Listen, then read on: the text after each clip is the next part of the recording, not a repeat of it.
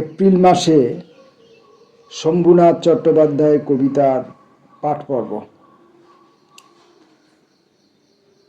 এক একটি মাসে এক একজন কবিকে ধরে যতটা সম্ভব তাদের কবিতা পড়ে নেওয়া, তাদের কবিতার সঙ্গে পুনর্সম্পর্ক স্থাপন করার প্রচেষ্টা।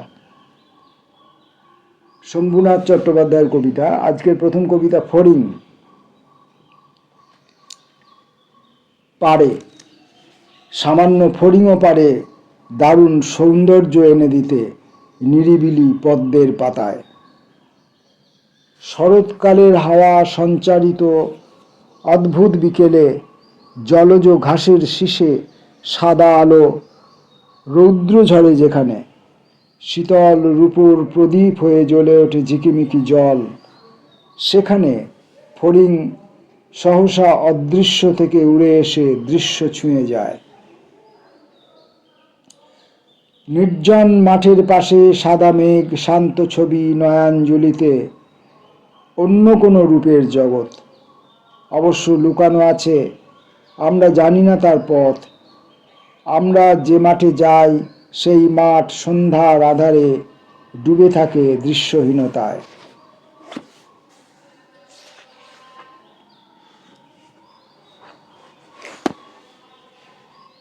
চক্র।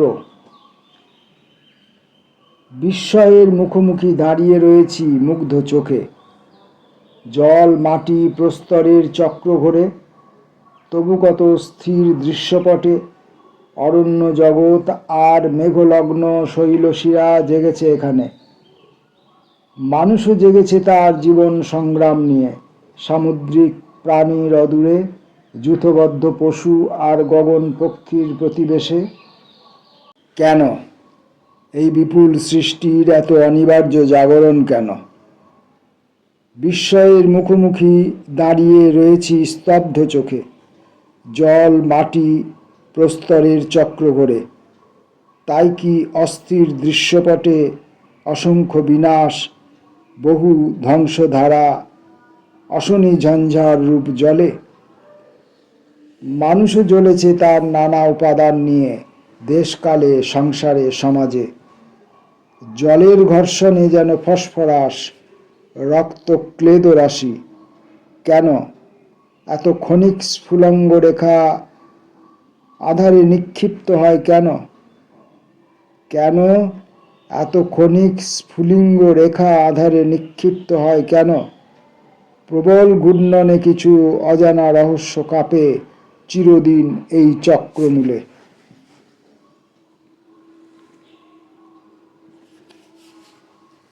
আলো। এখনই তোমাকে ছুঁয়ে আলো চলে গেল কত অবিশ্বাস্য দূরে, কত লক্ষ মাইলের ব্যবধানে। তুমি তা জানো না। আলো যাবে আরও কত কল্পনা অতীত দূরে, যেখানে কোথাও তোমার অস্তিত্ব নেই, শুধু আছে নক্ষত্রের আকাশের রহস্য রূপালী জাল বোনা। আলো এসেছিল আরও কবে জানো? অনন্তকালের গতিপথে পৃথিবীতে তখনও আসেনি কোনো প্রাণ। মাটি জলে ফোটেনি কোথাও প্রিয় জীবনের আশ্চর্য কুসুম। উপাদানে ছিল শুধু মগ্ন হাওয়া, ভবিষ্য বীজের গাঢ় ঘুম। আলো এসেছিল এক নির্জন ভূতলে। এখনো অনেক আলো অস্পষ্ট সুদূরে আছে। তুমি প্রজাপতি, একটি জীবনকালে তার শেষ স্পর্শ নিতে নিশ্চয় পারো না।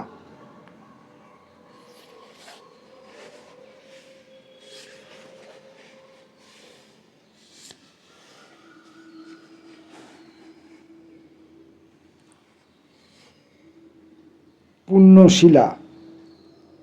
সিংহাসনে আছে এক কালো অ্যামোনাইট ফসিল। দূর টার্সিয়ারি যুগে সুপ্রাচীন কালে টেথিস সমুদ্র থেকে উঠেছিল নবীন পর্বতমালা দৃশ্য হিমালয়। শিলাকর্দমের নিচে তখন প্রচ্ছন্ন ছিল বিচিত্র শামুক। বহু লক্ষ বছরের ব্যবধান শেষে সেই মৃত বিচেতন জীবাশ্ম এখন গণ্ডকী নদীর স্রোতে নানা গিরিবর্ত ভেঙে মন্দিরে এসেছে। তবু অন্ধবিশ্বাসের গভীর আশ্রয়ে সুখে আছি। এই স্থির শীতল পল্লল রুদ্ধ জল নতুন চিন্তার স্রোতে চঞ্চল হবে না।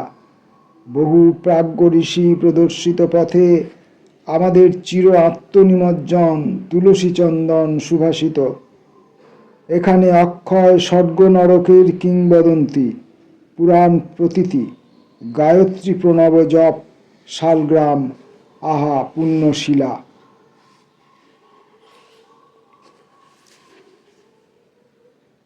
ডাহুক। সূর্যাস্তের আগে তুমি যেখানে দাঁড়ালে তার নিসর্গে এখন বৃক্ষের গভীর ছায়া, সবুজ রহস্য আর বন ঝিঝি বসবাস করে। রাঙা সোনা রৌদ্রর ভিতরে তুমি হেঁটে এলে। ৩২ বছর কে তোমাকে চেনে? আজ এই নিতান্ত অবেলা তুমি এলে বড় ভ্রান্ত অসময়ে। সুন্দর জানালা খুলে আর কোনো সবিস্ময় বাড়ি, কিশোরী মুখের প্রিয় উজ্জ্বলতা ডাকে না তোমাকে। আজ দেখো, একটি ডাহুক শুধু অন্ধকার বনতলে হেঁটে যেতে থাকে। তোমার হৃদয় যেন চারদিকে আসন্ন সন্ধ্যার ছায়া এখন এসেছে ঘন হয়ে, তোমাকে আবৃত করে কিছু স্মৃতি, স্থির লতাপাতা আর ঘনতর বন।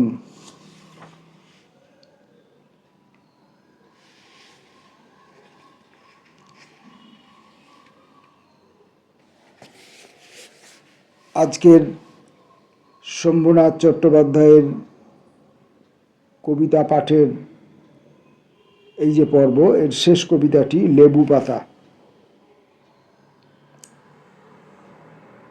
লেবু পাতা সবুজ সুগন্ধে যেন নিয়ে যায় গোপন কৈশোরে। শীতল বাগান একা শিশিরে ভিজেছে সারা রাত। কিশোর উঠেছে, তার নতুন পুজোর চটি অন্ধকার পরে এসেছে বাগানে জল শিশিরের আলোকিত স্বর্গের ভিতরে। তখনই সে লেবু গাছে রেখেছে উজ্জ্বল ঠান্ডা হাত। প্রজাপতি উড়েছিল সেদিন আশ্বিন নীল ভোরে। হাওয়ায় অদৃশ্য দাগে কিছুক্ষণ আঁকাবাঁকা সাদা দ্রুতগতি। স্মরণে এখনো আছে চমৎকার সেই ভোর, সেই প্রজাপতি আর হিম লেবু পাতা আজ মনে পড়েছে হঠাৎ। নমস্কার।